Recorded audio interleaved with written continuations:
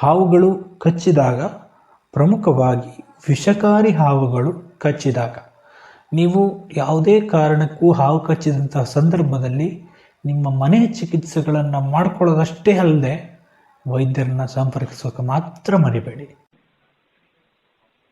ನೀವೀಗ ಕೇಳುತ್ತಿದ್ದೀರಾ ಮಾಹಿತಿ ಖಜಾನೆಯ ಕಾರ್ಯಕ್ರಮಗಳನ್ನು. ಮಾಹಿತಿ ಖಜಾನೆ ಯೂಟ್ಯೂಬ್ ವಾಹಿನಿಗೆ ನನ್ನೆಲ್ಲ ಸಂಸಿಕ್ತರಿಗೂ ಆತ್ಮೀಯವಾದ ಸ್ವಾಗತ.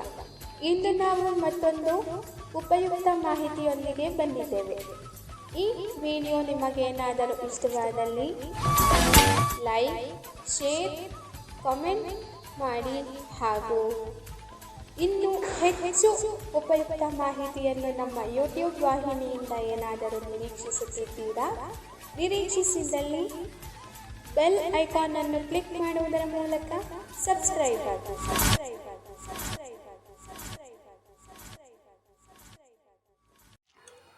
ನಮಸ್ಕಾರ ಸ್ನೇಹಿತರೆ, ಮಾಹಿತಿ ಖಜಾನೆಯ ಇವತ್ತಿನ ಆರೋಗ್ಯ ಸಲಹೆಗೆ ನಮ್ಮೆಲ್ಲ ಕೇಳುಗ ಬಂಧುಗಳಿಗೆ ಪ್ರೀತಿಯ ಸ್ವಾಗತ. ನಿಮ್ಮ ಜೊತೆಯಾಗಿರೋದು ನಿಮ್ಮ ಶರತ್. ಇವತ್ತು ನಿಮ್ಮ ಜೊತೆಯಾಗಿದ್ದೀನಿ ಸ್ನೇಹಿತರೆ. ಮತ್ತಷ್ಟು ವಿಶೇಷ ಮಾಹಿತಿಯೊಂದಿಗೆ ನಿಮ್ಮನ್ನು ಇವತ್ತು ಭೇಟಿ ಮಾಡ್ತಾ ಇದ್ದೀನಿ.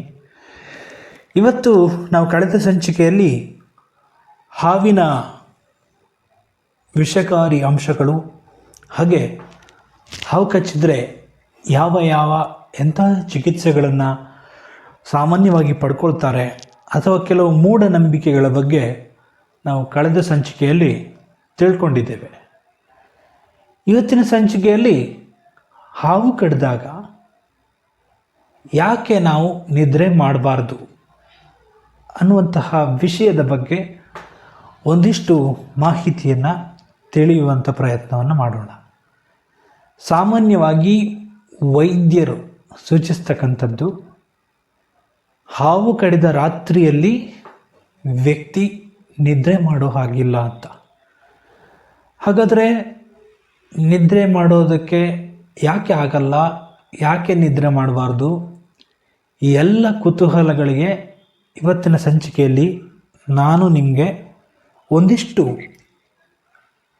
ಸಂಶೋಧಿತ, ಅಂದರೆ ನಾನು ಕಂಡುಕೊಂಡಂತಹ, ಹುಡುಕಿದಂತಹ ಮಾಹಿತಿಗಳನ್ನು ನಿಮ್ಮ ಮುಂದಿಡುವಂತಹ ಪ್ರಯತ್ನವನ್ನು ಮಾಡ್ತಾಯಿದ್ದೀನಿ. ಹಾಗಾಗಿ ಈ ಸಂಚಿಕೆಯನ್ನು ಸಂಪೂರ್ಣವಾಗಿ ಕೇಳಿ, ಹಾಗೆ ಮೂಢನಂಬಿಕೆಯಿಂದಿರ್ತಾರಲ್ಲ ಆ ಸ್ನೇಹಿತರಿಗೂ ಕೂಡ ಇದನ್ನು ಹಂಚಿಕೊಳ್ಳಿ. ಆವಾಗ ಮಾತ್ರ ನಾವು ತಿಳ್ಕೊಂಡಂತಹ ಜ್ಞಾನ ಮತ್ತೊಬ್ಬರಿಗೂ ಕೂಡ ತಿಳಿಯುವಂತಾಗುತ್ತೆ ಅಂತ ಹೇಳ್ತಾ, ಬನ್ನಿ ಹೆಚ್ಚು ತಡ ಮಾಡದೆ ಇವತ್ತಿನ ಈ ಸಂಚಿಕೆಯನ್ನು ಪ್ರಾರಂಭ ಮಾಡೋಣ. ಸ್ನೇಹಿತರೆ, ಸಾಮಾನ್ಯವಾಗಿ ಪ್ರತಿ ವ್ಯಕ್ತಿ ಒಂದು ನಿಜಾಂಶ ಏನು ಅಂದರೆ, ಹಾವು ಕಚ್ಚಿದಾಗ ಅರ್ಧ ಗಂಟೆಯ ಒಳಗೆ ಆತನ ದೇಹದಲ್ಲಿರ್ತಕ್ಕಂಥ ಹಾವಿನ ವಿಷವನ್ನು ತೆಗಿಬೇಕಾಗುತ್ತೆ. ಇದರ ಬಗ್ಗೆ ಕಳೆದ ಸಂಚಿಕೆಯಲ್ಲಿ ನಾನು ಸಾಕಷ್ಟು ಮಾಹಿತಿಯನ್ನು ನಿಮ್ಮ ಜೊತೆಯಲ್ಲಿ ಹಂಚಿಕೊಂಡಿದ್ದೀನಿ. ಇದಿಷ್ಟೇ ಅಲ್ಲದೆ ಆತ ನಿದ್ರೆ ಮಾಡದೇ ಇರೋ ಥರ ನೋಡ್ಕೋಬೇಕಾಗುತ್ತೆ. ಆತ ಅಥವಾ ಆಕೆ ಯಾರೇ ಇರ್ಬೋದು, ಅವರು ನಿದ್ರೆ ಮಾಡದೇ ಇರೋ ಥರ ನೋಡ್ಕೋಬೇಕಾಗುತ್ತೆ. ಒಂದು ವೇಳೆ ಅವರು ನಿದ್ರೆ ಮಾಡಿದ್ರು ಅಂತಾದರೆ ಯಾವ ಸ್ಥಿತಿಯಲ್ಲಿದ್ದಾನೆ, ಅಂದರೆ ಹಾವು ಕಚ್ಚಿದಂತಹ ವ್ಯಕ್ತಿ ಯಾವ ಸ್ಥಿತಿಯಲ್ಲಿದ್ದಾರೆ ಅಂತಕ್ಕಂತಹ ಮಾಹಿತಿಯನ್ನು ತಿಳ್ಕೊಳ್ಳೋದಕ್ಕೆ ವೈದ್ಯರಿಗೆ ಕಷ್ಟ ಆಗುತ್ತೆ. ಸಾಮಾನ್ಯವಾಗಿ ನಿದ್ರೆ ಮಾಡಿದಾಗ ಎಲ್ಲರೂ ಕೂಡ ಶಾಂತರಾಗ್ತೀವಿ, ಜೊತೆಗೆ ಯಾವುದೇ ಮೂಮೆಂಟ್ಗಳು, ಅಂದರೆ ದೇಹದ ಅಲುಗಾಡುವಿಕೆ ಏನೂ ಇರೋದಿಲ್ಲ. ಕೇವಲ ಉಸಿರಾಟ ಮಾತ್ರ ನಡೀತಾ ಇರುತ್ತೆ. ಬೇರೆ ಎಲ್ಲ ಅಂಗಗಳು ವಿಶ್ರಾಂತ ಸ್ಥಿತಿಯಲ್ಲಿ ಇರುತ್ತೆ. ಹಾಗಾಗಿ ರೋಗಿ ಕೋಮಾಗೆ ಒಂದು ವೇಳೆ ಹೋದನಾ ಇಲ್ವಾ ಅಂತಕ್ಕಂತಹ ಮಾಹಿತಿಯನ್ನು ತಿಳ್ಕೊಳ್ಳೋದಕ್ಕೆ ಹಾವು ಕಚ್ಚಿದಂತಹ ರಾತ್ರಿ ತಿಳ್ಕೊಳ್ಳೋದು ಬಹಳ ಮುಖ್ಯ ಆಗುತ್ತೆ. ಅದಕ್ಕೋಸ್ಕರ ನಿಮಗೆ ವೈದ್ಯರು ನಿದ್ರೆ ಮಾಡದೇ ಇರೋ ಥರ ನೋಡ್ಕೊಳ್ಳಿ ಅಂತಕ್ಕಂತಹ ಸಲಹೆಯನ್ನು ನೀಡ್ತಕ್ಕಂಥದ್ದು. ಹಾವಿನ ವಿಷ ಒಂದು ವೇಳೆ ದೇಹದಲ್ಲಿ ಉಳ್ಕೊಂಡಿದ್ದರೆ ಅದು ಯಾವ ಭಾಗದಲ್ಲಿದೆ, ಎಷ್ಟು ಪ್ರಮಾಣದಲ್ಲಿ ಹರಡ್ಕೊಂಡಿದೆ ಅಂತಕ್ಕಂತಹ ಮಾಹಿತಿಯೆಲ್ಲ ಸಿಗಬೇಕು ಅಂದರೆ ನೀವು ಎಚ್ಚರವಾಗಿರಬೇಕಾಗುತ್ತೆ. ಹಾವುಗಳು ಸರ್ವೇ ಸಾಮಾನ್ಯವಾಗಿ ಸಂಜೆಯ ಹೊತ್ತಿನಲ್ಲಿ ಕಚ್ಚತಕ್ಕಂಥದ್ದು ಬಹಳ ಪ್ರಮುಖವೆನಿಸ್ತದೆ. ಅಂದರೆ ಹಗಲಿನೊತ್ತು ಕಚ್ಚೋದು ಬಹಳ ಕಡಿಮೆನೇ, ಆದರೂ ಕೂಡ ಈ ಬೇಸಿಗೆಯ ಅವಧಿ ಏನಿದೆ ಈ ಅವಧಿಯಲ್ಲಿ ಹಾವುಗಳು ಅತಿ ಹೆಚ್ಚಾಗಿ ಹಗಲೊತ್ತಲ್ಲೂ ಕೂಡ ಕಚ್ಚತಕ್ಕಂತಹ ಸಾಧ್ಯತೆ ಇದೆ. ಹಾಗಾಗಿ ಈ ನಿದ್ರೆ ಮಾಡೋದನ್ನು ರಾತ್ರಿ ಹೊತ್ತು ತಪ್ಪಿಸ್ಬೇಕಾಗುತ್ತೆ. ವೈದ್ಯರ ಪ್ರಾಥಮಿಕ ಕೆಲಸ ಏನು ಅಂದರೆ ಮೇಲ್ವಿಚಾರಣೆ ಮಾಡ್ತಕ್ಕಂಥದ್ದು. ಅಂದರೆ ನಿಮ್ಮ ದೇಹದ ಸ್ಥಿತಿ ಹೇಗಿದೆ ಅಂತಕ್ಕಂಥದ್ದನ್ನು ತಿಳ್ಕೊಳ್ಳೋದು ಬಹಳ ಪ್ರಮುಖ ಆಗುತ್ತೆ. ಒಂದು ವೇಳೆ ಅದನ್ನು ತಿಳ್ಕೊಳ್ಳದೆ ಹೋದರೆ ನೀವು ಮುಂದಿನ ಕೋಮಾ ಸ್ಥಿತಿ ಅಂತ ಹೇಳ್ತಾರೆ, ಆ ಕೋಮಾಗೆ ಹೋದರೆ ಮತ್ತೆ ನಿಮ್ಮನ್ನು ಸರಿಯಾದ ದಾರಿಗೆ ತರೋದು ಬಹಳ ಕಷ್ಟ ಆಗುತ್ತೆ. ಕೊನೆಗೆ ಮಾರಣಾಂತಿಕ ಸ್ಥಿತಿ ಕೂಡ ಬರ್ತಕ್ಕಂಥದ್ದು ತುಂಬ ಕಠೋರವಾದಂತಹ ವಿಷಯ ಅಂತಲೇ ನಾವು ಹೇಳ್ಬೋದು.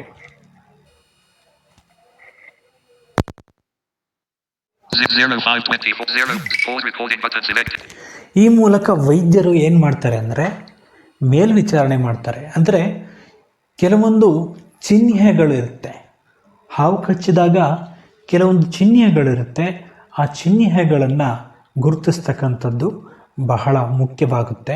ಪ್ರಮುಖವಾಗಿ ಕಣ್ಣಿನ ರೆಪ್ಪೆಗಳು ಜೋತು ಬೀಳೋದು, ಇದಿಷ್ಟೇ ಅಲ್ಲದೆ ನಾಲಿಗೆ ಊದಿಕೊಳ್ಳುವುದು, ಅಸ್ಪಷ್ಟ ಮಾತು ಅಂದರೆ ಮಾತನಾಡೋಕ್ಕೆ ಸಾಧ್ಯವಾಗದೇ ಇರತಕ್ಕಂಥದ್ದು, ಉಸಿರಾಟದ ತೊಂದರೆಗಳು, ಇವುಗಳನ್ನೆಲ್ಲ ಪ್ರಮುಖವಾಗಿ ಪ್ರಾಥಮಿಕವಾಗಿ ವೈದ್ಯರು ಗುರುತಿಸಬೇಕಾಗತ್ತೆ.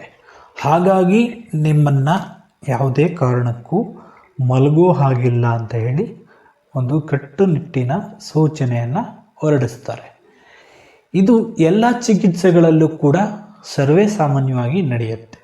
ಹಾವುಗಳು ಕಚ್ಚಿದಾಗ, ಪ್ರಮುಖವಾಗಿ ವಿಷಕಾರಿ ಹಾವುಗಳು ಕಚ್ಚಿದಾಗ, ನೀವು ಯಾವುದೇ ಕಾರಣಕ್ಕೂ ಹಾವು ಕಚ್ಚಿದಂತಹ ಸಂದರ್ಭದಲ್ಲಿ ನಿಮ್ಮ ಮನೆ ಚಿಕಿತ್ಸೆಗಳನ್ನು ಮಾಡ್ಕೊಳ್ಳೋದಷ್ಟೇ ಅಲ್ಲದೆ ವೈದ್ಯರನ್ನ ಸಂಪರ್ಕಿಸೋಕೆ ಮಾತ್ರ ಮರಿಬೇಡಿ. ಯಾಕಂದರೆ ಕೆಲವರು ಏನು ಮಾಡ್ತಾರೆ ಅಂದರೆ ಮನೆಯಲ್ಲೇ ಚಿಕಿತ್ಸೆ ಪಡ್ಕೊಳ್ಳೋದು, ಬೇರೆ ಬೇರೆ ಪೂಜೆಗಳನ್ನ ಮಾಡಿಸ್ತಕ್ಕಂಥದ್ದು, ಇದ್ರ ಬಗ್ಗೆ ಕಳೆದ ಸಂಚಿಕೆಯಲ್ಲಿ ಮಾತನಾಡಿದ್ದೇನೆ. ಆದರೂ ಕೂಡ ಒಂದಿಷ್ಟು ಮೂಢನಂಬಿಕೆಗಳನ್ನು ಬಿಟ್ಟು ವೈದ್ಯಕೀಯ ಚಿಕಿತ್ಸೆಗಳನ್ನು ಪಡ್ಕೊಂಡು ನಿಮ್ಮ ಜೀವವನ್ನು ರಕ್ಷಣೆ ಮಾಡ್ಕೊಳ್ಳೋದು ಬಹಳ ಮುಖ್ಯ ಆಗುತ್ತೆ. ನಾನು 2ನೇ ಸಂಚಿಕೆ ಯಾಕೆ ಮಾಡ್ತಾ ಇದ್ದೀನಿ ಅಂದರೆ ನಿದ್ರೆ ಮಾಡೋದು ಎಷ್ಟು ಇಲ್ಲಿ ಪ್ರಮುಖ, ಯಾಕೆ ನಿದ್ರೆ ಮಾಡಬಾರ್ದು ಅಂತಕ್ಕಂತಹ ಪ್ರಶ್ನೆ ಕೆಲವರಲ್ಲಿರುತ್ತೆ. ಹಾಗಾಗಿ ಈ ಸಂಚಿಕೆಯನ್ನು ನಾನು ನಿಮಗೋಸ್ಕರ ಧ್ವನಿ ಮುದ್ರಣ ಮಾಡ್ತಾ ಇದ್ದೀನಿ ಸ್ನೇಹಿತರೆ. ಇನ್ನು ಪ್ರಮುಖವಾಗಿ ವಾಂತಿ ಅಥವಾ ಕಾಲು ನೋವು, ಕಾಲು ಊದಿಕೊಳ್ಳುವುದು, ಈ ಯಾವುದೇ ಲಕ್ಷಣಗಳಿರ್ಬೋದು, ಇದನ್ನು ಪ್ರಮುಖವಾಗಿ ರೋಗಿಯು ಎಚ್ಚರವಾಗಿದ್ದಾಗ ಮಾತ್ರ ಇದರ ಬಗ್ಗೆ ನಾವು ಮಾಹಿತಿಯನ್ನು ತಿಳ್ಕೊಳ್ಳೋದಕ್ಕೆ ಸಾಧ್ಯವಾಗುತ್ತೆ. ನಿದ್ರೆ ಮಾಡಿದರೆ ಇದರ ಬಗ್ಗೆ ಮಾಹಿತಿಯನ್ನು ತಿಳ್ಕೊಳ್ಳೋದಕ್ಕೆ ಸಾಧ್ಯ ಆಗೋದಿಲ್ಲ. ಎಲ್ಲ ಅಂಗಗಳು ಕೂಡ ಶಾಂತ ರೀತಿಯಿಂದ ವಿಶ್ರಾಂತಿಯನ್ನು ಪಡ್ಕೊಳ್ತಾ ಇರುವಂತಹ ಸನ್ನಿವೇಶದಲ್ಲಿ ಇದರ ಬಗ್ಗೆ ನಾವು ಮಾಹಿತಿಯನ್ನು ಕಲೆ ಹಾಕೋದಕ್ಕೆ ಸಾಧ್ಯವಾಗೋದಿಲ್ಲ. ಹಾಗಾಗಿ ನೀವು ಪ್ರಮುಖವಾಗಿ ಎಚ್ಚರವಾಗಿ ಇರಬೇಕಾಗುತ್ತೆ. ಪ್ರಮುಖವಾಗಿ ಇನ್ನೊಂದು ವಿಷಯ ಏನು ಅಂದರೆ, ಈ ಎಚ್ಚರವಾಗಿರೋದ್ರಿಂದ ನಾವು ಈತನ ಸ್ಥಿತಿ ಹೇಗಿದೆ ಅಥವಾ ಆಕೆಯ ಸ್ಥಿತಿ ಹೇಗಿದೆ ಅಂತಕ್ಕಂತಹ ಮಾಹಿತಿಯನ್ನು ಪ್ರಮುಖವಾಗಿ ತಿಳ್ಕೊಳ್ಳೋದಕ್ಕೆ ಸಾಧ್ಯ ಆಗುತ್ತೆ. ಒಂದು ವೇಳೆ ಆ ರೋಗಿ ಗಂಭೀರ ಸ್ಥಿತಿಗೆ ತಲುಪಿದ್ದರೆ ಅದರ ಬಗ್ಗೆ ಮಾಹಿತಿ ತಿಳಿಯೋದಕ್ಕೆ ನಿದ್ರೆ ಮಾಡಿದಾಗ ಸಾಧ್ಯ ಆಗೋದಿಲ್ಲ. ಹಾಗಾಗಿ ಎಚ್ಚರದಿಂದಿರಬೇಕು. ಪ್ರತಿಯೊಬ್ಬರು ಕೂಡ ತಮ್ಮ ತಮ್ಮ ರಕ್ಷಣೆಯನ್ನು ಮಾಡಿಕೊಳ್ಳತಕ್ಕಂಥದ್ದು ಈ ಬೇಸಿಗೆಯ ಸಂದರ್ಭದಲ್ಲಿ ಬಹಳ ಮುಖ್ಯ ಆಗುತ್ತೆ ಸ್ನೇಹಿತರೆ. ಪ್ರಮುಖವಾಗಿ ಆವಾಗಲೇ ಹೇಳಿದಾಗೆ ಆತ ಗಂಭೀರ ಸ್ಥಿತಿಯಲ್ಲಿದ್ದಾನ ಅಥವಾ ಏನಾಗಿದೆ ಆಕೆಗೆ ಅಂತಕ್ಕಂತಹ ವಿಷಯ ತಿಳಿಬೇಕು ಅಂದರೆ ನಿದ್ರೆಯನ್ನು ನಾವು ಕಂಟ್ರೋಲ್ ಮಾಡಬೇಕಾಗತ್ತೆ. ಅಲೋಪತಿ ಸೇರಿದಂತೆ ಯಾವುದೇ ಚಿಕಿತ್ಸೆಯನ್ನು ಮಾಡಬೇಕಂದ್ರೂ ಕೂಡ ಆತನ ಸ್ಥಿತಿ ಹೇಗಿದೆ ಅಥವಾ ಆಕೆಯ ಸ್ಥಿತಿ ಹೇಗಿದೆ ಅಂತಕ್ಕಂಥದ್ದನ್ನು ತಿಳ್ಕೊಳ್ಳೋದು ಬಹಳ ಮುಖ್ಯ. ಇದರಿಂದಾಗಿ ಮೊದಲಿಗೆ ಯಾವುದೇ ಚಿಕಿತ್ಸೆಯನ್ನು ಪ್ರಾರಂಭ ಮಾಡೋಕ್ಕೂ ಮೊದಲು ರೋಗಿಯ ರಕ್ತವನ್ನು ಪರೀಕ್ಷೆ ಮಾಡ್ತಾರೆ. ರಕ್ತದಲ್ಲಿ ವಿಷಕಾರಿ ಅಂಶಗಳು ಸೇರ್ಕೊಂಡಿದೆಯಾ ಇಲ್ವಾ ಅಂತಕ್ಕಂತಹ ಒಂದು ಖಚಿತತೆಗಾಗಿ ವೇಗವಾಗಿ ರಕ್ತ ಪರೀಕ್ಷೆಯನ್ನು ನಡೆಸ್ತಕ್ಕಂಥದ್ದನ್ನು ನಾವು ಪ್ರಮುಖವಾಗಿ ಗುರುತಿಸ್ತೇವೆ. ಸಾಮಾನ್ಯವಾಗಿ ಯಾವುದೇ ಹಾವುಗಳು ಕಚ್ಚಿದರೂ ಕೂಡ ಪ್ರಮುಖವಾಗಿ ಮೊದಲನೇ ಕೆಲಸ ಮಾಡ್ತಕ್ಕಂಥದ್ದೇ ರಕ್ತ ಪರೀಕ್ಷೆ ಅಂತಕ್ಕಂಥದ್ದು. ಈ ರಕ್ತ ಪರೀಕ್ಷೆಯಿಂದಾಗಿ ಆತನಿಗೆ ಯಾವ ಚಿಕಿತ್ಸೆಯನ್ನು ನೀಡಬೇಕು ಅಂತಕ್ಕಂತಹ ನಿರ್ಣಯವನ್ನು ಮಾಡ್ತಾರೆ. ಪ್ರಮುಖವಾಗಿ ಹಾವುಗಳು ವೈಪರ್ ಇರ್ಬೋದು, ಇನ್ಯಾವುದೇ ಹಾವುಗಳಿರ್ಬೋದು, ಕೋರೆ ಹಲ್ಲು ತೆಗೆದಂತಹ ಹಾವುಗಳನ್ನು ನಿರ್ವಹಿಸೋದು ಕಷ್ಟ ಅಂತಕ್ಕಂಥದ್ದು ಒಂದು ಅಭಿಪ್ರಾಯ ಆಗಿರುತ್ತೆ. ಯಾಕೆ ಅಂದರೆ ಹಾವಿನಲ್ಲಿ ಜೀವನ ಪರ್ಯಂತ ಹೊಸ ಹಲ್ಲುಗಳು ಹುಟ್ಕೊಳ್ತಾ ಇರ್ತವೆ. ಒಂದು ವೇಳೆ ನಾವು ಹಾವುಗಳು ಕಚ್ಚಿದ ಸಂದರ್ಭದಲ್ಲಿ ಕೆಲವರು ಏನು ಮಾಡ್ತಾರೆ, ಆ ಕೋರೆ ಹಲ್ಲುಗಳನ್ನು ತೆಗೀತಕ್ಕಂಥದ್ದು ಎಲ್ಲ ಮಾಡ್ತಾರೆ. ಅದು ಸುರಕ್ಷಿತವಲ್ಲ. ಅದರಿಂದ ರಕ್ಷಣೆಯನ್ನು ಪಡ್ಕೋಬೇಕು ನಾವು. ಮೊದಲನೇದಾಗಿ ಹಾವಿನ ವಿಷದ ಹಲ್ಲುಗಳನ್ನು ನಾವು ಯಾವುದೇ ಕಾರಣಕ್ಕೂ ಮುಟ್ಟೋದಕ್ಕೆ ಹೋಗಬಾರ್ದು. ಅದು ವೈದ್ಯರ ಪ್ರಮುಖವಾದಂತಹ ಸಲಹೆಯಾಗಿರುತ್ತೆ. ಇನ್ನು ಹಾವಿನ ಬಗ್ಗೆ ತಿಳಿದಿರ್ತಕ್ಕಂಥವರು, ಹಾವು ಹಿಡಿಯತಕ್ಕಂಥವ್ರು ಅವರಿಗೆ ಇದ್ರ ಬಗ್ಗೆ ಎಲ್ಲ ತಿಳುವಳಿಕೆ ಇರುತ್ತೆ. ಹಾಗಾಗಿ ಅವರನ್ನ ಕರೆದು ಇದರ ಬಗ್ಗೆ ಮಾಹಿತಿಯನ್ನು ಪಡ್ಕೊಳ್ಳೋದು ಬಹಳ ಮುಖ್ಯ ಆಗುತ್ತೆ. ಯಾಕಂದರೆ ನಾವೇ ನೇರವಾಗಿ ಹಾವುಗಳನ್ನು ಮುಟ್ತಕ್ಕಂಥದ್ದು, ಹಾವುಗಳಿಗೆ ತೊಂದರೆ ಕೊಡ್ತಕ್ಕಂಥದ್ದನ್ನು ದಯವಿಟ್ಟು ಯಾವುದೇ ಕಾರಣಕ್ಕೂ ಮಾಡೋದಕ್ಕೆ ಹೋಗಬೇಡಿ. ಹಾವಿನ ಹಲ್ಲುಗಳು ಜೀವನ ಪರ್ಯಂತ ಬೆಳೀತವೆ ಅನ್ನೋದನ್ನು ಪ್ರತಿಯೊಬ್ಬರು ನೆನಪಿಟ್ಟುಕೊಳ್ಳಿ. ಯಾಕಂದರೆ ಹಾವಿನ ಹಲ್ಲುಗಳಲ್ಲಿ ವಿಷದ ಅಂಶಗಳು ಇರ್ತವೆ. ಸಾಮಾನ್ಯವಾಗಿ ನಾವೆಲ್ಲ ತಿಳ್ಕೊಂಡಿರೋದೇನು ಅಂದರೆ, ವಿಷಕಾರಿ ಹಾವುಗಳಿಗೆ 2 ಕೋರೆ ಹಲ್ಲುಗಳಿರ್ತವೆ. ಅವುಗಳನ್ನು ತೆಗೆದುಬಿಟ್ರೆ ನಾವು ಅದನ್ನು ನಿರ್ವಹಿಸ್ಬೋದು ಅಂತ ಅಂದ್ಕೊಂಡಿರ್ತಾರೆ. ಆದರೆ ಒಂದು ವಿಷಯ ಏನು ಅಂದರೆ, 4 ರಿಂದ 7 ವಾರದಲ್ಲಿ ಆ ಮುಂಗಡೆ ಇರ್ತಕ್ಕಂತಹ ಕೋರೆ ಹಲ್ಲುಗಳು ಉದುರಿ ಹೋಗ್ತವೆ. ಹಾಗೆ ಹಿಂದುಗಡೆ, ಅದರ ಹಲ್ಲಿನ ಹಿಂದ್ಗಡೆ ಭಾಗದಲ್ಲಿ ಸಣ್ಣ ಹಲ್ಲು ಇರುತ್ತೆ ಸ್ನೇಹಿತರೆ. ಆ ಸಣ್ಣ ಹಲ್ಲು ನಂತರದಲ್ಲಿ ದೊಡ್ಡದಾಗಿ ಮುಂಭಾಗದಲ್ಲಿ ಉದುರಿ ಹೋದಂತಹ ಹಲ್ಲಿನ ಜಾಗದಲ್ಲಿ ಬರ್ತಕ್ಕಂಥದ್ದನ್ನು ನಾವು ಪ್ರಮುಖವಾಗಿ ಇಲ್ಲಿ ಗಮನದಲ್ಲಿಟ್ಕೋಬೇಕು. ನೀವು ಹಲ್ಲು ತೆಗೆದ ತಕ್ಷಣ ಅದಕ್ಕೇನು ನೋವಾಗೋದಿಲ್ಲ ಅಥವಾ ಅದಕ್ಕೇನು ತೊಂದರೆ ಕೂಡ ಆಗೋದಿಲ್ಲ.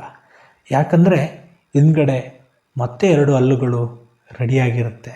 ಅದು ವೇಗವಾಗಿ ಬೆಳೆದು ಸ್ಥಳಾಂತರ ಆಗ್ತಕ್ಕಂಥದ್ದನ್ನು ನಾವಿಲ್ಲಿ ಪ್ರಮುಖವಾಗಿ ಇಲ್ಲಿ ಗುರುತಿಸ್ಬೋದು. ಇದರ ಬಗ್ಗೆ 2015ರಲ್ಲಿ Indian history and snake bite ಅಂತಕ್ಕಂತಹ ಒಂದು ಪುಸ್ತಕದಲ್ಲಿ ಇದರ ಒಂದು ಉಲ್ಲೇಖ ಇರತಕ್ಕಂಥದ್ದನ್ನು ನಾವು ಪ್ರಮುಖವಾಗಿ ಗಮನಿಸ್ತೇವೆ. ಹಾಗೆ 2005ರಲ್ಲಿ ಸಂಶೋಧಿತ ಹಾವುಗಳು ಅಂತಕ್ಕಂತಹ ಒಂದು ಪುಸ್ತಕದಲ್ಲಿಯೂ ಕೂಡ ಇದರ ಬಗ್ಗೆ ಒಂದು ಉಲ್ಲೇಖ ಇರತಕ್ಕಂಥದ್ದನ್ನು ನಾವು ಪ್ರಮುಖವಾಗಿ ಗಮನಿಸ್ತೇವೆ. ಹಾಗಾಗಿ ಹಾವುಗಳ ಜೊತೆ ಆಟ ಆಡುವ ಮೊದಲು ನೀವು ಎಚ್ಚರ ವಹಿಸೋದು ಬಹಳ ಉತ್ತಮ. ಕೆಲವೊಂದು ಯೂಟ್ಯೂಬ್ ವಿಡಿಯೋಗಳಲ್ಲಿ ನೀವೆಲ್ಲ ನೋಡಿರ್ತೀರಿ, ಹಾವುಗಳ ಜೊತೆ ಆಟ ಆಡ್ತಕ್ಕಂಥದ್ದು, ಹಾವುಗಳನ್ನು ಸ್ನೇಹಿತರನ್ನಾಗಿ ಮಾಡ್ಕೊಳ್ತಕ್ಕಂಥದ್ದು, ಹಾವುಗಳ ಜೊತೆ ಸಾಕ್ತಕ್ಕಂಥದ್ದು, ಇದರ ಬಗ್ಗೆ ಎಲ್ಲ ಗೊತ್ತಿರುತ್ತೆ ನಿಮಗೆ. ಆದರೆ ಅದು ಅವರವರ ಒಂದು ದೇಶದ ಒಂದು ಕಲ್ಚರ್ ಆಗಿರುತ್ತೆ, ಅಂದರೆ ಸಂಸ್ಕೃತಿಯಾಗಿರುತ್ತೆ. ಅವರು ಆವಾಗಲಿಂದ ಚಿಕ್ಕ ವಯಸ್ಸಿನಿಂದ ಚಿಕ್ಕ ಒಂದು ಹಾವಿನಿಂದಲೂ ಕೂಡ ಅದನ್ನು ಬೆಳೆಸಿರ್ತಾರೆ. ಹಾಗಾಗಿ ಅವರು ಕೆಲವೊಂದು ಸೂಚನೆಗಳನ್ನ, ಕೆಲವೊಂದು ಸಲಹೆಗಳನ್ನ ಅವರಲ್ಲಿ ಹಾವಿಡಿಯವರು ಇರ್ತಾರಲ್ಲ ಅವರಿಂದ ಸಲಹೆಗಳನ್ನ ಪಡ್ಕೊಂಡಿರ್ತಾರೆ. ಯಾರೂ ಕೂಡ ಏಕದಮ್ ಹಾವನ್ನು ಸಾಕೋದಕ್ಕೆ ಸಾಧ್ಯ ಇಲ್ಲ ಸ್ನೇಹಿತರೆ. ಹಾಗಾಗಿ ನಾನು ಏನು ಹೇಳ್ತೀನಿ ಅಂದರೆ, ಯಾರೂ ಕೂಡ ಅಂಥ ಸಾಹಸಗಳಿಗೆ ಕೈ ಹಾಕೋದಕ್ಕೆ ಹೋಗಬೇಡಿ. ನಿಮ್ಮ ಜೀವವನ್ನು ನೀವೇ ನಿಮ್ಮ ಕೈಯಾರೆ ಬಲಿ ಕೊಟ್ಕೋಬೇಡಿ ಅಂತ ಹೇಳೋದಕ್ಕೆ ಬಯಸ್ತಾ ಇದ್ದೀನಿ ಸ್ನೇಹಿತರೆ.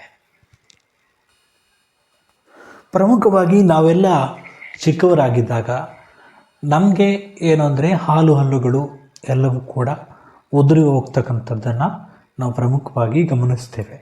ಇದೆಲ್ಲ ನಿಜ ಅಲ್ವಾ ಸ್ನೇಹಿತರೆ? ಸಣ್ಣ ವಯಸ್ಸಿನಲ್ಲಿ ಬಾಲ್ಯದಲ್ಲಿ ಹಲ್ಲುಗಳೆಲ್ಲ ಅಲ್ಲಾಡಿಸಿ ಉದುರಿಸ್ತಕ್ಕಂಥದ್ದು, ಅಂದರೆ ಉದುರಿ ಹೋಗ್ತಕ್ಕಂಥದ್ದು, ನೋವಾಗ್ತಕ್ಕಂಥದ್ದು, ಇವೆಲ್ಲನೂ ಕೂಡ ನಾವು ಅನುಭವಿಸ್ಕೊಂಡು ಬಂದಿದ್ದೀವಿ. ಈಗ ಹಾಗೆ ಹಲ್ಲು ಉದುರಿದ ನಂತರ ನಮಗೆ ಹೊಸ ಹಲ್ಲುಗಳು ಸೃಷ್ಟಿಯಾಗ್ತವೆ. ಅವು ಜೀವನದುದ್ದಕ್ಕೂ ಇರ್ತವೆ. ಕೆಲವೊಂದು ಬಾರಿ ವೃದ್ಧಾಪ್ಯದಲ್ಲಿ ಬೇರೆ ಬೇರೆ ಹಲ್ಲುಗಳನ್ನು ಕಟ್ಟಿಸ್ತಕ್ಕಂಥದ್ದು, ಇನ್ನಿತರ ಹಲವಾರು ಚಿಕಿತ್ಸೆಗಳನ್ನು ನಾವು ಪಡೆದುಕೊಳ್ತೇವೆ. ಆದರೆ ಹಾವುಗಳು ಆ ಥರ ಚಿಕಿತ್ಸೆಯನ್ನು ಪಡ್ಕೋಬೇಕು ಅಂತ ಏನಿಲ್ಲ.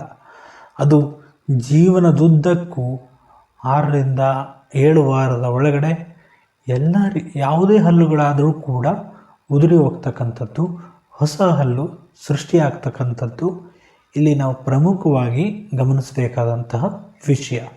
ಮತ್ತೊಂದು ವಿಷಯ ಏನಂದರೆ, ನಮ್ಮ ಹಲ್ಲೆಲ್ಲ ಜಾಸ್ತಿ ಏನು ಚೂಪಾಗಿರೋದಿಲ್ಲ. ಅಂದರೆ ಚಾಕು ಯಾವ ರೀತಿ ಚೂಪಾಗಿರುತ್ತೋ ಹಾಗೆ ಈ ಹಾವಿನ ಹಲ್ಲುಗಳು ಕೂಡ ತುಂಬ ಹರಿತವಾಗಿರ್ತವೆ.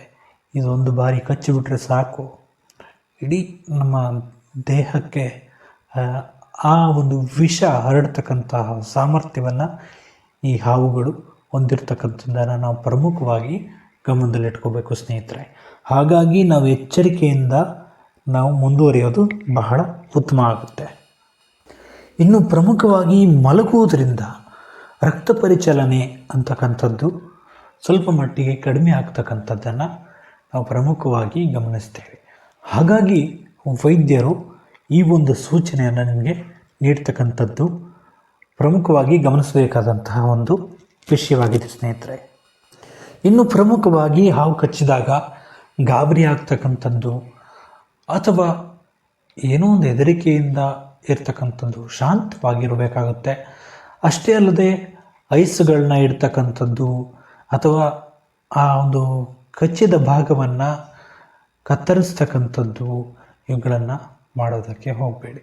ತಕ್ಷಣ ನೀವು ವೈದ್ಯರನ್ನು ಸಂಪರ್ಕ ಮಾಡೋದು ಬಹಳ ಮುಖ್ಯ ಅನ್ನೋದನ್ನು ಪ್ರತಿಯೊಬ್ಬರೂ ಕೂಡ ನೆನಪಿನಲ್ಲಿಟ್ಕೊಳ್ಬೇಕಾದಂತಹ ಒಂದು ಅಂಶವಾಗಿದೆ ಸ್ನೇಹಿತರೆ. ಇನ್ನು ಪ್ರಮುಖವಾಗಿ ನಿದ್ರೆ ಮಾಡಿದಾಗ ವ್ಯಕ್ತಿ ಅಲಕ್ಷ್ಯನಾಗ್ಬಿಡ್ತಾನೆ. ಅಷ್ಟೇ ಅಲ್ಲದೆ ಆತನಿಗೆ ಗಮನ ಇರೋದಿಲ್ಲ. ಹಾಗಾಗಿ ವಿಷಕಾರಿ ಅಂಶಗಳಿಗೆ ಹರಡೋದಕ್ಕೆ ಸಾಕಷ್ಟು ಸಮಯ ಸಿಗ್ತಕ್ಕಂಥದ್ದು ಇಲ್ಲಿ ಪ್ರಮುಖವಾಗಿ ನಾವು ಗಮನಿಸಬೇಕಾದಂತಹ ವಿಷಯವಾಗಿದೆ. ಕೆಲವೊಂದು ಸಂದರ್ಭಗಳಲ್ಲಿ ನಿದ್ರೆ ಮಾಡ್ತಕ್ಕಂತಹ ಸಂದರ್ಭದಲ್ಲಿ ಉಸಿರಾಟ ಬಹಳ ಕಡಿಮೆಯಾಗಿ ಆಕ್ಸಿಜನ್ ಪೂರೈಕೆ ಅಂತಕ್ಕಂಥದ್ದು ದೇಹಕ್ಕೆ ಸರಿಯಾಗಿ ಆಗದೇ ಇರೋದರಿಂದ ಇದರ ಒಂದು ಪರಿಣಾಮದಿಂದಾಗಿ ಹಾವಿನ ವಿಷ ವೇಗವಾಗಿ ದೇಹದಲ್ಲಿ ಹರಡ್ತಕ್ಕಂಥದ್ದು ಅಥವಾ ಕೋಮಾ ಸ್ಥಿತಿಗೆ ತಲುಪ್ತಕ್ಕಂಥದ್ದು. ಇದಿಷ್ಟೇ ಅಲ್ಲದೆ ಹೃದಯದ ಬಡಿತ ಕಡಿಮೆ ಆಗ್ತಕ್ಕಂಥದ್ದು ಕೂಡ ಇಲ್ಲಿ ಪ್ರಮುಖವಾಗಿ ಗಮನಿಸ್ಬೋದು.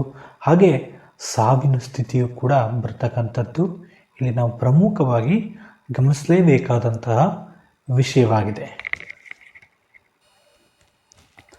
ಮತ್ತೊಂದು ಅಂಶ ಅಂದರೆ ಪ್ರಮುಖವಾದದ್ದು, ಇಲ್ಲಿ 2 ಗಂಟೆ ಕನಿಷ್ಠ ಪಕ್ಷ ನಮಗೆ ಸಮಯ ಇರುತ್ತೆ.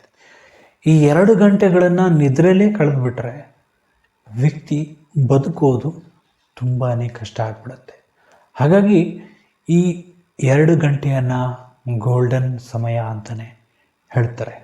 ಅಂದರೆ ಈ ಸಮಯನ ನಾವು ಕಳ್ಕೊಂಡ್ಬಿಟ್ರೆ ನಾವು ಅಥವಾ ಹಾವು ಕಚ್ಚಿದಂತಹ ವ್ಯಕ್ತಿ ಬದುಕುಳಿಯೋದು ತುಂಬಾ ಕಷ್ಟ ಆಗುತ್ತೆ. ಒಂದು ವೇಳೆ ಅದೃಷ್ಟ ಏನಾರು ಇದ್ದರೆ ಮಾತ್ರ ಅಂಥ ಸಂದರ್ಭದಲ್ಲಿ ಆತ ಬದುಕುವುದಕ್ಕೆ ಸಾಧ್ಯ ಆಗುತ್ತೆ ಸ್ನೇಹಿತರೆ. ಇನ್ನು ಕೆಲವು ಸಂದರ್ಭಗಳಲ್ಲಿ ಬ್ಯಾಂಡೇಜ್ಗಳನ್ನು ಕಟ್ತಕ್ಕಂಥದ್ದು, ಗಟ್ಟಿಯಾಗಿ ಆ ಒಂದು ಭಾಗವನ್ನು ಕಟ್ತಕ್ಕಂಥದ್ದು, ಇದನ್ನೆಲ್ಲ ಮಾಡೋದಕ್ಕೆ ಹೋಗಬೇಡಿ. ಒಂದು ವೇಳೆ ದೇಹದ ಆ ಒಂದು ಕಚ್ಚಿದಂಥ ಭಾಗವನ್ನು ಮೂಮೆಂಟ್ ಮಾಡ್ತಕ್ಕಂಥದ್ದು, ಅಂದರೆ ಅಲುಗಾಡಿಸ್ತಕ್ಕಂಥದ್ದು ಅಥವಾ ಹೆಚ್ಚು ಚಲನೆಯಲ್ಲಿರ್ತಕ್ಕಂಥದ್ದು, ನಡೆದುಕೊಂಡೇ ಹಾಸ್ಪಿಟ್ಲಿಗೆ ಕರ್ಕೊಂಡು ಹೋಗ್ತಕ್ಕಂಥದ್ದು, ಇದನ್ನು ದಯವಿಟ್ಟು ಮಾಡೋದಕ್ಕೆ ಹೋಗಬೇಡಿ ಅಂತ ನಾನು ಹೇಳೋದಕ್ಕೆ ಬಯಸ್ತೀನಿ ಸ್ನೇಹಿತರೆ. ಇದಿಷ್ಟು ಹಾವು ಕಚ್ಚಿದಾಗ ಯಾಕೆ ನಾವು ನಿದ್ರೆ ಮಾಡಬಾರ್ದು ಅಂತಕ್ಕಂತಹ ಒಂದು ಮಾಹಿತಿ ಆಗಿತ್ತು ಸ್ನೇಹಿತರೆ. ಪ್ರತಿಯೊಬ್ಬರು ಒಂದನ್ನು ನೆನಪಿಟ್ಕೊಳ್ಳಿ, ನಮಗೆ ಕೇವಲ 2 ಗಂಟೆ ಮಾತ್ರವೇ ಸಮಯ ಇರುತ್ತೆ. ಆ ಸಮಯವನ್ನು ಹಾಳು ಮಾಡಿಕೊಳ್ಳದೆ ಹಾವೇನಾದರೂ ಅಕಸ್ಮಾತ್ತಾಗಿ ಕಚ್ಚಿತ್ತು ಅಂತಾದರೆ ಕೂಡಲೇ ವೈದ್ಯರನ್ನ ಸಂಪರ್ಕಿಸಿ ಹಾಸ್ಪಿಟ್ಲಿಗೆ ಅವ್ರನ್ನ ಕರ್ಕೊಂಡೋಗಿ ಅಲ್ಲಿಂದ ಚಿಕಿತ್ಸೆಯನ್ನು ಪ್ರಾರಂಭ ಮಾಡ್ತಕ್ಕಂಥದ್ದು ಬಹಳ ಮುಖ್ಯ ಆಗುತ್ತೆ. ಇದನ್ನು ಪ್ರತಿಯೊಬ್ಬರು ನೆನಪಿಟ್ಕೊಳ್ಳಿ. ಎಲ್ಲರ ಜೀವನ ಎಲ್ರಿಗೂ ಕೂಡ ಬಹಳ ಮುಖ್ಯ ಆಗುತ್ತೆ. ಏನೋ ಒಂದು ಸಾಧನೆ ಮಾಡಬೇಕು ಅಂತ ಎಲ್ಲರೂ ಕೂಡ ಮನಸ್ಸಿನಲ್ಲಿ ಇಟ್ಕೊಂಡಿರ್ತೀರಿ. ಕೆಲವರು ಪಾಪ ಹೊಟ್ಟೆಪಾಡಿಗಾಗಿ ದುಡಿಮೆಯನ್ನು ನಂಬಿಕೊಂಡು ಒಬ್ಬರು ಇಬ್ಬರು ಮಕ್ಕಳನ್ನ ಇಟ್ಕೊಂಡು ಬದುಕ್ತಾ ಇರ್ತಾರೆ. ಅಂಥವ್ರಿಗೆಲ್ಲ ತುಂಬಾ ಕಷ್ಟದ ಪರಿಸ್ಥಿತಿಗಳು ಬರ್ತಕ್ಕಂಥದ್ದು, ಅಥವಾ ಕಾಡು ಕಡಿತಕ್ಕಂಥ ಸಂದರ್ಭದಲ್ಲಿರ್ಬೋದು, ಅಥವಾ ಹಸುಗಳಿಗೆ ಹುಲ್ಲುಗಳನ್ನು ತರ್ತಕ್ಕಂಥ ಸಂದರ್ಭದಲ್ಲಿ, ಸೊಪ್ಪುಗಳನ್ನ ಕೊಯ್ತಕ್ಕಂಥ ಸಂದರ್ಭದಲ್ಲಿ ಎಲ್ಲ ಕಡೆಯೂ ಕೂಡ ನಿಮ್ಮ ಜೀವವನ್ನು ನೀವು ರಕ್ಷಣೆ ಮಾಡ್ಕೊಳ್ಳಿ. ಎಲ್ರಿಗೂ ಕೂಡ ಒಳ್ಳೆಯದಾಗಲಿ, ಯಾರಿಗೂ ಕೂಡ ಏನೇ ತೊಂದರೆಗಳು ಬರದೇ ಇರಲಿ ಅಂತಕ್ಕಂತಹ ಪ್ರಾರ್ಥನೆಯೊಂದಿಗೆ ಇವತ್ತಿನ ಸಂಚಿಕೆಯನ್ನು ಮುಗಿಸುವಂತಹ ಸಮಯ ಬಂದಿದೆ.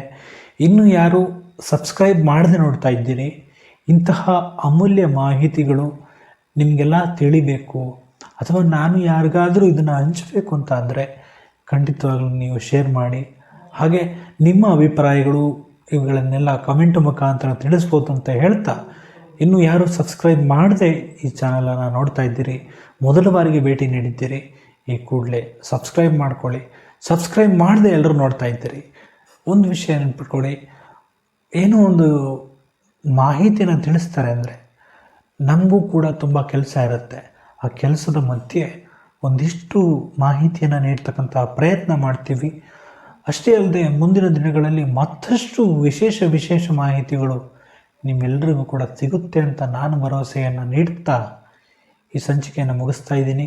ಮತ್ತೆ ಮುಂದಿನ ಸಂಚಿಕೆಯಲ್ಲಿ ಮತ್ತಷ್ಟು ವಿಶೇಷತೆಯೊಂದಿಗೆ ನಿಮ್ಮನ್ನು ಭೇಟಿಯಾಗ್ತೀನಿ. ಅಲ್ಲಿವರೆಗೂ ಮಾಹಿತಿ ಖಜಾನೆಯ ಕಾರ್ಯಕ್ರಮಗಳನ್ನ ಕೇಳ್ತಾ ಇರಿ ಅಂತ ಹೇಳ್ತಾ ಎಲ್ರಿಗೂ ಒಳ್ಳೆಯದಾಗಲಿ. ನಮಸ್ಕಾರ.